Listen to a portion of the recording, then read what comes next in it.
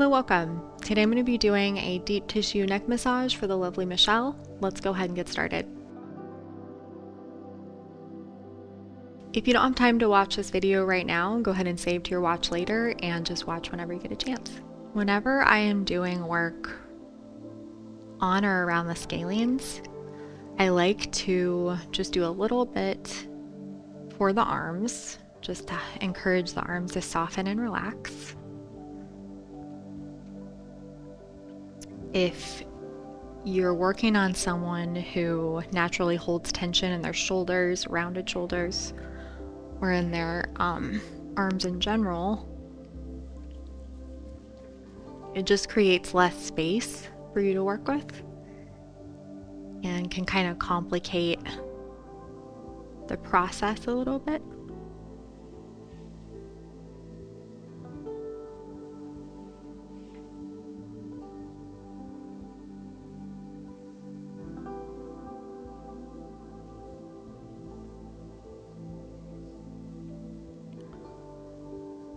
Stimulating these shoulder joints is really helpful for these neck muscles as well.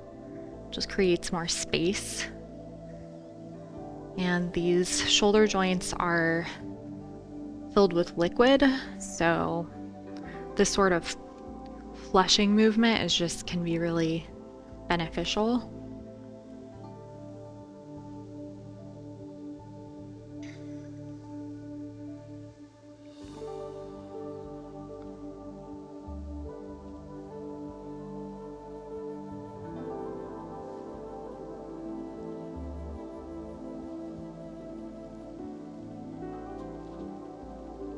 And whenever I'm doing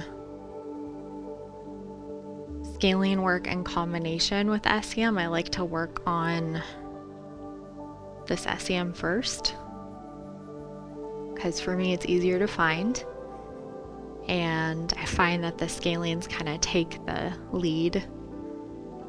I mean, other way around, the SEM takes the lead, the scalenes kind of follow. Just lots of passes with consistent pressure. And what this does for you too, if you're new to doing neck massage in this way, you can get more familiar with where the scalene muscles actually are and how they're separate from the SEM, because it can get a little confusing. And you want to be really confident when you're working on the scalene muscles, because they're wrapped up in the brachial plexus, and if you press on that bundle of nerves, it can feel really uncomfortable. So you definitely want to refresh your anatomy if you're unsure of where they are.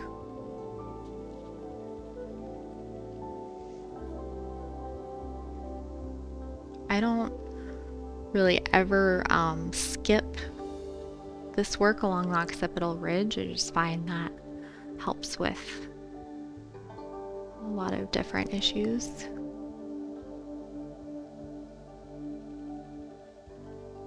And I'm also feeling from right to left, seeing if there's any inflammation on one side and not the other.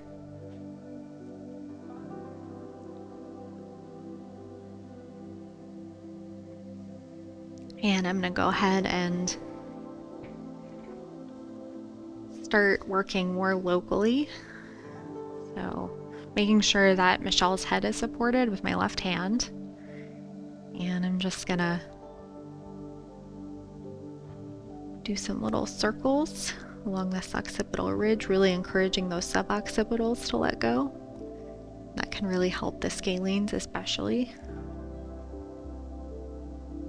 And just help the head to relax as well.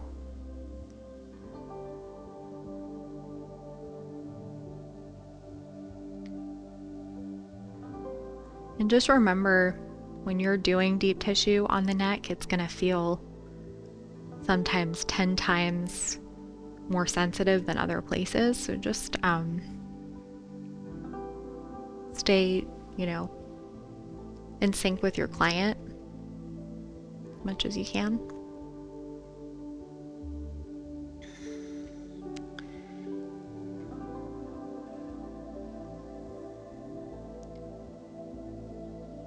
And I'm going to go ahead and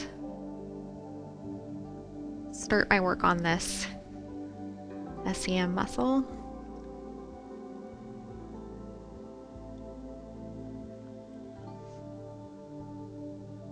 Nobody likes feeling like they're just being poked, so you really want to use a good bit of finesse when you're starting to press into these deeper layers of tissue. I like to just continue a really slow movement down as I introduce more pressure, and that might change depending on what I find.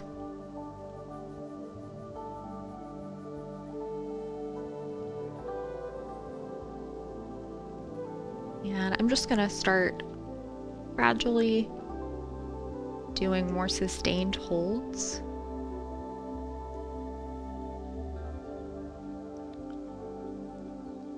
And just because somebody feels more pain doesn't mean you're doing better work.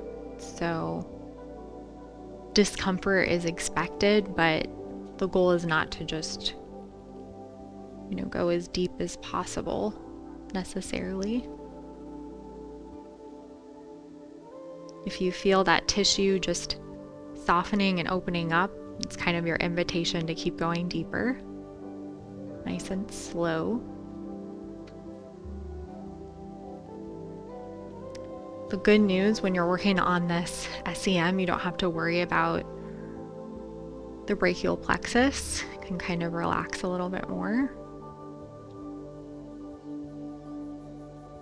But as you start to work into those scalene muscles, you do need to be a little bit more careful. And it's not gonna, be that bad if you hit a nerve. It's just not gonna feel very good. So to start, I always say use as much of your thumb space as you can. So just working with a nice broad tool to start.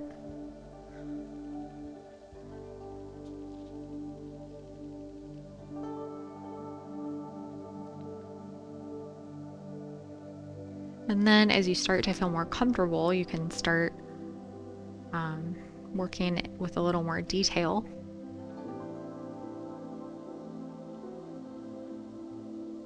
The scalene muscles are going to feel kind of like a guitar string, just more, they're smaller and they're stringy.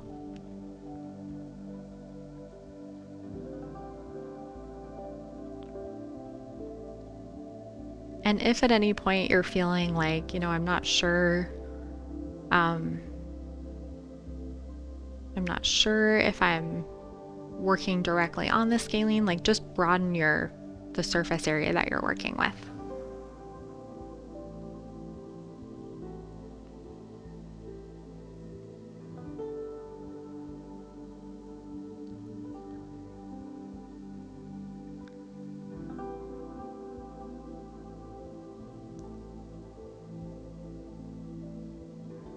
I honestly don't enjoy a very small tool being applied to my own scalene muscles, so I might use my thumb pad, but I won't usually dig in with the tip of my thumb. I like to just keep it somewhat broad.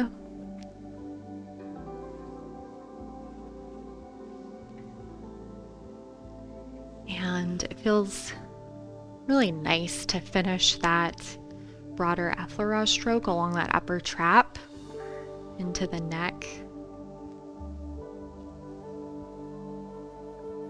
And working on the opposite side. And same routine more or less. starting along this occipital ridge.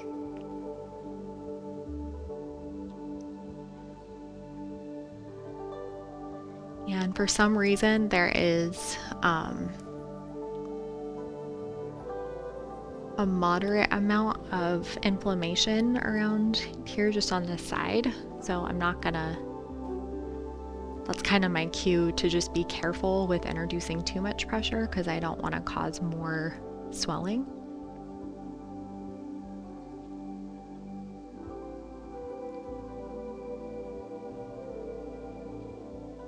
I would more ask myself, like, what could be causing it? Maybe tension in the upper trap. Maybe tension in the shoulder joint. Just pulling that head forward a little bit.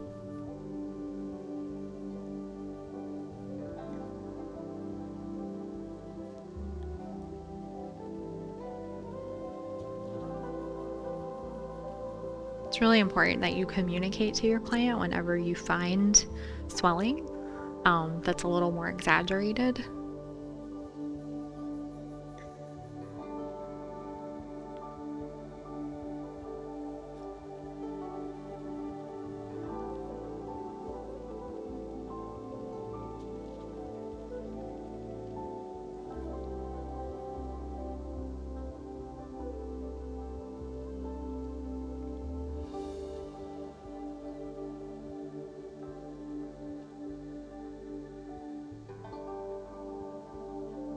There's not really that same kind of swelling in the SEM, so I feel I have the green light to go a little bit deeper.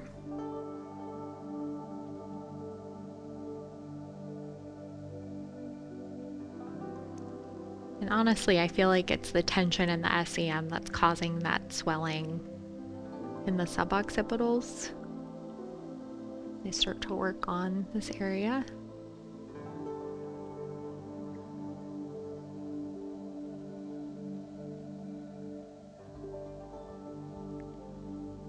And encouraging our client to use ice packs really helps with any kind of inflammation.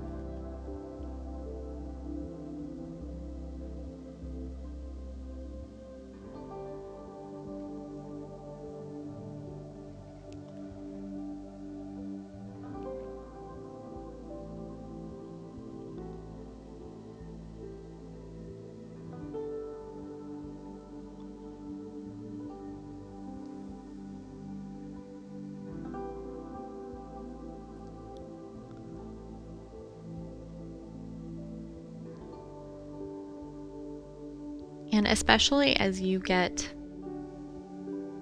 closer to the base of the scalenes, you want to lighten your pressure, because you're less likely to aggravate that brachial plexus.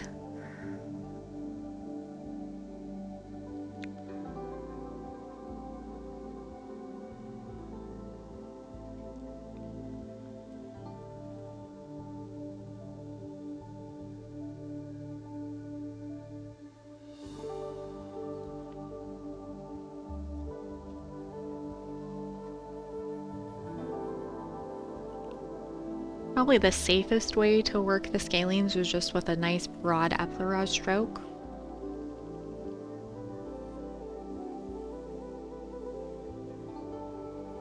If you're ever feeling unsure.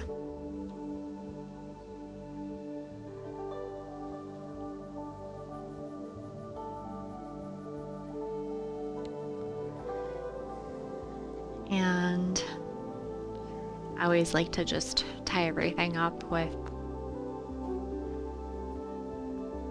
relaxing effleurage stroke. Includes both sides.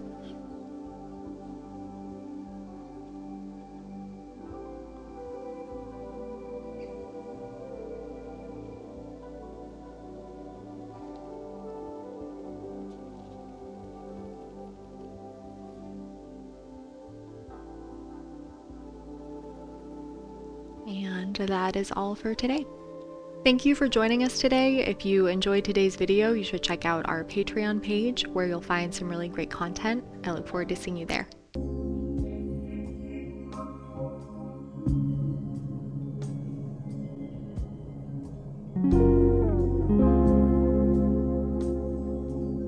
Join us for 14 and 30-day programs, hour-long classes, and much more on our yoga app, Yoga Plus by PsycheTruth. It's free to download and features a variety of wellness content, including yoga, fitness, Pilates, guided meditations, and interviews with dozens of wellness